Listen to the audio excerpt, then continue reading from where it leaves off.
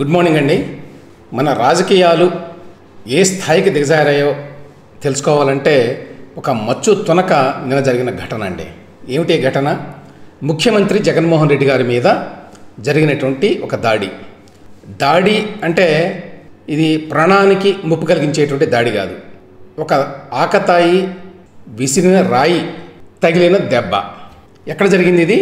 నిన్న ఆయన విజయవాడ చుట్టుపక్కల ప్రాంతాల్లో మేమంతా సిద్ధం యాత్ర చేశారు. ఆ సందర్భంగా జరిగింది ఈ సంఘటన. యాక్చువల్గా ఏం జరిగింది, దీన్ని ఏ విధంగా ప్రొజెక్ట్ చేస్తున్నారు, దీనికి వచ్చినటువంటి రియాక్షన్స్ ఏమిటి, దీన్ని ఎవరు ఏ విధంగా చూస్తున్నారు అనే విషయాలు మాట్లాడుకుందామండి. ఫస్ట్, సహజంగానే సాక్షి పత్రికలో ఇది పెద్ద వార్తగా వస్తుంది. అన్ని పత్రికల్లో కూడా ఇది ఖచ్చితంగా ఫ్రంట్ పేజీ వార్త. ఒక ముఖ్యమంత్రి మీద ఆయన ఎన్నికల ప్రచారంలో ఉండగా ఒక రాయి విసిరితే ఆయనకు ఒక గాయం తగలడం అనేది చాలా ఇంపార్టెంట్ న్యూస్ అది. కాబట్టి సాక్షిలో కూడా సహజంగా banner story, full page, front page వచ్చింది. లోపల కూడా చాలా పేజీల్లో ఉన్నాయి దీనికి సంబంధించిన కథనాలన్నీ కూడా. అయితే వీళ్ళు రాసింది ఏమిటి? ఈ ఒక్క పత్రిక మాత్రమే మనం చదువుతాం అనుకోండి, సాక్షి లాంటి పత్రిక. ఏమని రాశారు వీళ్ళు? సీఎం జగన్పై హత్యాయత్నం అని ఉందండి. So assassination attempt on CM Jaganmohan Reddy అంటే సామాన్యమైన విషయం కాదు. ఇది రాష్ట్ర స్థాయి వార్త కాదు, జాతీయ స్థాయి, అంతర్జాతీయ స్థాయి వార్త. సీఎం జగన్పై హత్యాయత్నం అంటే కన్ఫర్మ్డ్గా it's an attempt to murder అని చెప్తున్నారు. హత్య అనే మాట ఉపయోగించారు. వాస్తవం ఏంటి? వాస్తవం ఏం జరిగింది? ఇది అప్రాప్రియేట్ హెడ్లైనేనా? సీఎం జగన్పై హత్యాయత్నం అనే మాట రాయడం ఇది కావాలని ఆవేశాలను రెచ్చగొట్టడానికి చేసిన ప్రయత్నమా? ఇటువంటి హెడ్లైన్ ఇవ్వడం ఇది ఇన్అప్రాప్రియేట్గా, డిస్ప్రపోర్షనేట్గా ఒక విషయాన్ని రిపోర్ట్ చేయడమా? కావేశాలను రెచ్చగొట్టడమా దీని వెనుకున్న ఉద్దేశం అనే అనుమానం రాకమానదు ఈ కథను చదివితే. ఎందుకంటే ఇది కనుక హత్యాయత్నం అయితే నిన్నే పోలీసులు మరి హత్యాయత్నం కేసు పెట్టి ఉండాలి. పెట్టారో లేదో నాకు ఇంకా తెలియదు, ఎక్కడా కూడా ఆ వార్త రాలేదు. కానీ దీనికి సంబంధించిన వీడియోలు కానివ్వండి, ఫోటోగ్రాఫ్స్ కానివ్వండి, లేక ప్రత్యక్ష సాక్షి అక్కడ ఉన్నవారు కానివ్వండి, వీళ్ళందరూ మాటలు కూడా అన్ని పత్రికల్లో వచ్చినాయి. వీటి ప్రకారం జగన్మోహన్ రెడ్డి గారు విజయవాడలో సింగ్ నగర్ అనే ప్రాంతంలో ఆ రోడ్డు మీద వెళుతుండగా ఎవరో ఒక ఆకతాయి ఒక రాయి విసిరేశాడు. దానివల్ల ఆయనకి నుదుటి మీద చిన్న గాయమైంది. చిన్న గాయం అది క్లియర్గా ఫొటోస్లోనే కనిపిస్తుంది. మనం ప్రత్యేకంగా కూడా ఏం కనుక్కోకర్లా ఇన్వెస్టిగేషన్ చేసి. అయితే దానివల్ల ఆ ట్రోమా వల్ల కన్ను కూడా కొంచెం నల్లబడింది. అంటే కంటికి సమీపంలో ఎక్కడైనా దెబ్బ తగిలితే కన్ను వెంటనే బ్లాక్ అయ్యి అంటారు, నల్లగా అవుతుంది అన్నమాట. అట్లా అయ్యింది కొంత. ఆ ఫొటోస్ చాలా విస్తృతంగా సోషల్ మీడియాలోనూ మరి వైసీపీ వారి హ్యాండిల్స్లోనూ కూడా వచ్చినాయి. మిగతా అన్ని చోట్ల కూడా వచ్చినాయి అవి. సహజంగానే ముఖ్యమంత్రి మీద ఒక దెబ్బ తగిలితే అది ముఖ్యమైన వార్త కాబట్టి. కానీ ఏ విధంగా ఇది హత్యాయత్నం అంటే ఎవరైనా జగన్మోహన్ రెడ్డి గారిని హత్య చేయాలి అనేటువంటి కుట్రతోటి చేశారు అనేది కదా భావం. ఒక రాయి విసరటం అనేది అది అంత చిన్న రాయి, ఎందుకంటే ఆ తగిలిన దెబ్బ ఇంతే కాబట్టి ఆ చిన్న రాయి విసరటాన్ని హత్యాయత్నంగా చూపించబోవడాన్ని ఏ విధంగా అర్థం చేసుకోవాలి? ఇది నిజంగా హత్యాయత్నమా లేక కోడికత్తి 2.0నా? ఏం రాశారండి సాక్షి వారు? వారి యొక్క వెర్షన్ చూద్దాం. ముందుగా సాయంత్రం 5 నుంచి విజయవాడలో సాగిన అపూర్వ యాత్ర. రాత్రి 8 గంటల 10 నిమిషాల సమయంలో సింగ్ నగర్లో జగన్ టార్గెట్గా దుశ్చర్య. ఇక్కడ రాయి విసిరేశారంటే జగన్మోహన్ రెడ్డి గారే టార్గెట్, అందులో ఏం డౌట్ లేదు. పథకం ప్రకారం ఒక స్కూల్ 2వ అంతస్తులో దాక్కున్న ఆగంతకుడు. ఇందులో పథకం ఏముంది? రాయి విసరటానికి. అక్కడి నుంచి జగన్ కణతకు గురి చూసి పదునైన వస్తువుతో దాడి. ఆ వస్తువు ఏంటో తెలియదు, వీళ్ళు రాస్తున్నారంతే. ప్రజలకు అభివాదం చేస్తూ జగన్ పక్కకు తిరగడంతో తప్పిన గురి. కనుబొమ్మపై తీవ్ర గాయం, పక్కకి తూలి గాయాన్ని అదిమి పట్టుకున్న జగన్. ఓకే, సరే, ఇవన్నీ రాశారండి. వెంటనే ఆయనకి ప్రథమ చికిత్స చేశారు. అక్కడే బస్సులోనే ప్రథమ చికిత్స కూడా జరిగింది. ఎందుకంటే ముఖ్యమంత్రి గారికి అన్ని సౌకర్యాలు ఉంటాయి, వెనక ఒక అంబులెన్స్ కూడా ఉంటుంది ముఖ్యమంత్రి స్థానంలో ఉన్న వ్యక్తికి. కాబట్టి వెంటనే ఆ గాయానికి ట్రీట్మెంట్ కూడా అక్కడ చేశారు. సో రాయి, గ్రానైట్ పలక, పెల్లెట్, ఎయిర్ బుల్లెట్ ఏదైనా కావచ్చని వ్యాఖ్యలట నిపుణులు. అప్పుడే నిపుణులు వ్యాఖ్యలు చేశారట. ఆ వేగాన్ని బట్టి చూస్తే అది ఖచ్చితంగా హత్యాయత్నమైన అన్న వెల్లంపల్లి. సో వెల్లంపల్లి అని ఆయన అన్నాడు అనమాట హత్యాయత్నం అని. సో దానిని హెడ్లైన్గా పెట్టారన్నమాట సాక్షి వారు అని అనుకోవాలి మనం. ఇక్కడ చూడండి నెక్స్ట్. ఈ దురాఘాతానికి పాల్పడింది చంద్రబాబు నాయుడేనంటూ విమర్శలు. వెంటనే చంద్రబాబు నాయుడు పేరు తీసుకురావాలి అక్కడ, లేకపోతే ఇంకా దాని యొక్క ప్రయోజనం ఏముంది మొత్తం ఘటన. టప్ అనే శబ్దాన్ని తను స్పష్టంగా విన్నానన్న ఎంపీ కేశినేని నాని. షెడ్యూల్ ప్రకారం రాత్రి 10:38 వరకు సాగి ముగిసిన యాత్ర. చాలా కీలకమైన పాయింట్ ఇది. ఎప్పుడు జరిగింది అంటే ఈ సోకాల్డ్ అటాక్ లేక రాయి విసరడము అనే ఘటన ఎప్పుడు జరిగింది? రాత్రి 8:10 సమయంలో. సాక్షి వారి ప్రకారం ఇదంతా నేను చెప్తోంది. వారేం చెప్తున్నారంటే ఆ తర్వాత ప్రాథమిక చికిత్స చేస్తే ఆయన తన యాత్రని కంటిన్యూ చేశారు. ఎప్పటి వరకు?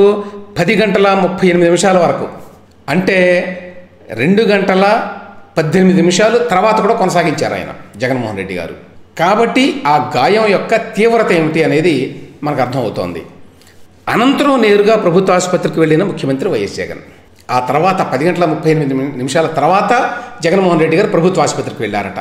2:18 తర్వాత సోకాల్డ్ దాడి జరిగిన తర్వాత ఆయన వెళ్ళారన్నమాట. ఇక్కడ మీకు వెంటనే ఒక విషయం గుర్తుకొస్తుంది. అదేమిటంటే 2018 చివరిలో విశాఖపట్నం ఎయిర్పోర్ట్లో జగన్మోహన్ రెడ్డి గారి మీద ఒక కుర్రవాడు వచ్చి కోడికత్తితో దాడి చేయబోయాడు అనే విషయం అందరికీ తెలుసు. ఆ కేసు నడుస్తోంది ఇప్పటికీ. అప్పుడు కూడా యాక్చువల్గా ఆయనకి భుజం మీద చిన్న గాయమైంది. ఎవరో కట్టారు అక్కడే ఎయిర్పోర్ట్లో ఉండేవాళ్ళు. అక్కడ కూడా స్థానికంగా కొంత మెడికల్ సర్వీస్ ఉంటుంది కాబట్టి. ఆ తర్వాత ఆయన మామూలుగానే అందరితో మాట్లాడుతూ కూర్చున్నారు. అక్కడ విమానం వచ్చింది, విమానం ఎక్కారు. అక్కడ పోలీసులు కంప్లైంట్ చేయమని ఎవరు అంటే కూడా అవసరం లేదని చెప్పి ఆయన ఫ్లైట్ ఎక్కి హైదరాబాద్ వచ్చారు. హైదరాబాద్లో దిగిన తర్వాత కూడా ఆయన చిరునవ్వుతో అందరితో మాట్లాడారు. ఆ తర్వాత హైదరాబాద్లో బంజారా హిల్స్లో లోటస్ పాండ్లో ఉండేటువంటి తన రాజప్రసాదానికి ఆయన వెళ్ళిపోయారు. వెళ్ళిపోయిన తర్వాత చాలాసేపటి తర్వాత ఆయన హైదరాబాద్లో ఒక ప్రైవేట్ ఆసుపత్రికి వెళ్ళారు. వెళ్ళి అక్కడ ఫోటోలు దిగారు.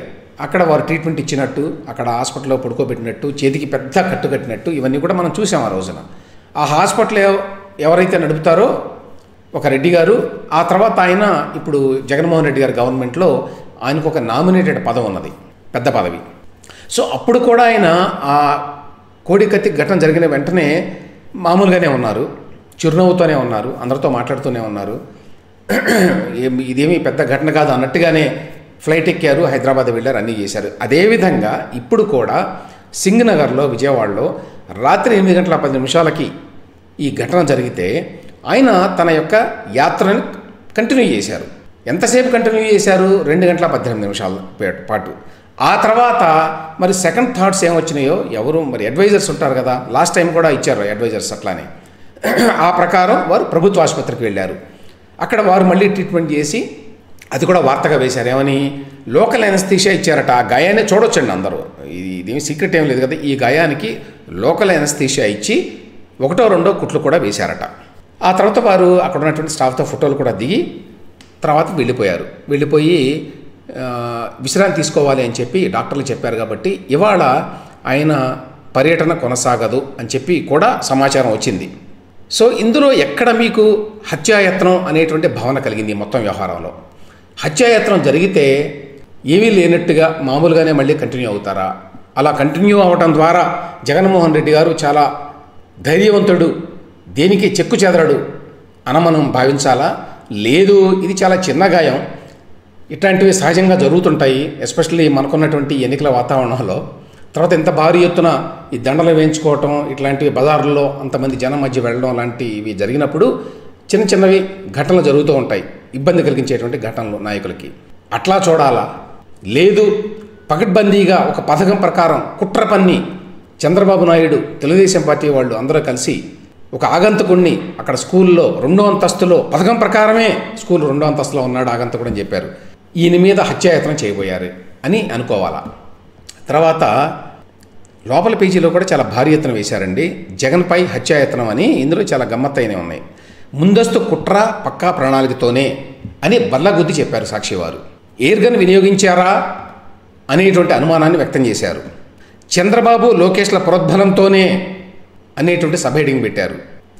భయోత్పాతంతో బస్సు యాత్ర ఆపాలనే అని మరొక చోట రాశారు. చలించని సీఎం యథాతథంగా యాత్ర కొనసాగింపు అన్నారు. సో ఇక్కడ ఆ తర్వాత జరిగిన ఘటనలు కూడా మనం మాట్లాడుకోవాలి. అదేంటంటే దేశవ్యాప్తంగా ప్రముఖ నాయకులందరూ కూడా రెస్పాండ్ అయ్యారు. మరీ ముఖ్యంగా ప్రధానమంత్రి నరేంద్ర మోదీ గారు. ముఖ్యమంత్రి వైఎస్ జగన్మోహన్ రెడ్డి త్వరగా కోలుకోవాలని భగవంతుడిని ప్రార్థిస్తున్నాను అని చెప్పి ఎక్స్లో ప్రధానమంత్రి నరేంద్ర మోదీ గారు ట్వీట్ చేశారు. అలాగే తమిళనాడు ముఖ్యమంత్రి స్టాలిన్ గారు ప్రజాస్వామ్యంలో హింసకు తావులేదు అన్నారు. మమతా బెనర్జీ పశ్చిమ బెంగాల్ ముఖ్యమంత్రి గారు సీఎం జగన్పై దాడి గురించి విని షాక్ అయ్యా అని చెప్పి అన్నారట. అంతేకాదండి, మన పొరుగు రాష్ట్రంలో ఉన్నటువంటి బీఆర్ఎస్ నాయకులు కేటీఆర్ గారు హింసకు తావు లేదు అని చెప్పి అన్నారు. అదేవిధంగా మీరు క్షేమంగా ఉండాలని కోరుకుంటున్నా అన్నా జగనన్న జాగ్రత్తగా ఉండండి అని చెప్పి కూడా రాశారు కేటీఆర్ గారు. సరే, స్థానికంగా ఉండే నాయకులు చాలామంది చాలా కామెంట్స్ చేస్తారనుకోండి. వైసీపీ నాయకులు ఇక చాలా తీవ్రమైన రెస్పాన్స్ ఇచ్చారండి చాలామంది. వాటి గురించి పెద్దగా వాటి లోపలికి వెళ్ళాల్సిన అవసరం లేదు. ఓన్లీ థింగ్ ఏంటంటే వాళ్ళల్లో ఎక్కువ మంది చంద్రబాబు నాయుడు ప్రోద్బలంతోనే దాడి అనేదే మెయిన్ ఫోకస్ అంతా కూడా వాళ్ళు మాట్లాడిన దాంట్లో. అంబటి రాంబాబు కానివ్వండి, ఇతరులు కానివ్వండి.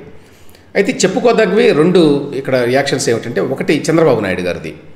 సీఎం వైఎస్ జగన్పై జరిగిన దాడిపై ఎన్నికల సంఘం నిష్పక్షపాతంగా విచారణ చేపట్టాలి, ఈ దాడిని తీవ్రంగా ఖండిస్తున్నాను, బాధ్యులైన వారిని శిక్షించాలి అని చంద్రబాబు నాయుడు గారు ఇచ్చారు. షర్మిల గారు కూడా రెస్పాండ్ అయ్యారు. సీఎం జగన్పై దాడి దురదృష్టకరం, దాడిలో సీఎం జగన్ ఎడమ కంటి పైన గాయం కావటం బాధాకరం, ఇది ప్రమాదవశాత్తు అయిందని అనుకుంటున్నాం, అలా కాకుండా ఎవరైనా కావాలని చేసి ఉంటే ప్రతి ఒక్కరూ ఖచ్చితంగా ఖండించాల్సిందే. ఈవిడ చాలా చక్కగా దాన్ని ఒకటే ట్వీట్లో పెట్టేశారు మొత్తం. ఇది ప్రమాదవశాత్తు జరిగిందని భావిస్తున్నాం, లేదు ప్రమాదవశాత్తు కాదు, కావాలని ఎవరో ఆకతా ఇట్లా చేశాడు అని అనుకుంటే దీన్ని అందరూ ఖండించాలి, ఆయన త్వరగా కోలుకోవాలి అని చాలా స్పష్టంగా చెప్పారు. సరే, రక్తమూడిన సడలన సంకల్పం అని చెప్పి ఇట్లాంటివి రాసుకున్నారు సాక్షి వాళ్ళు.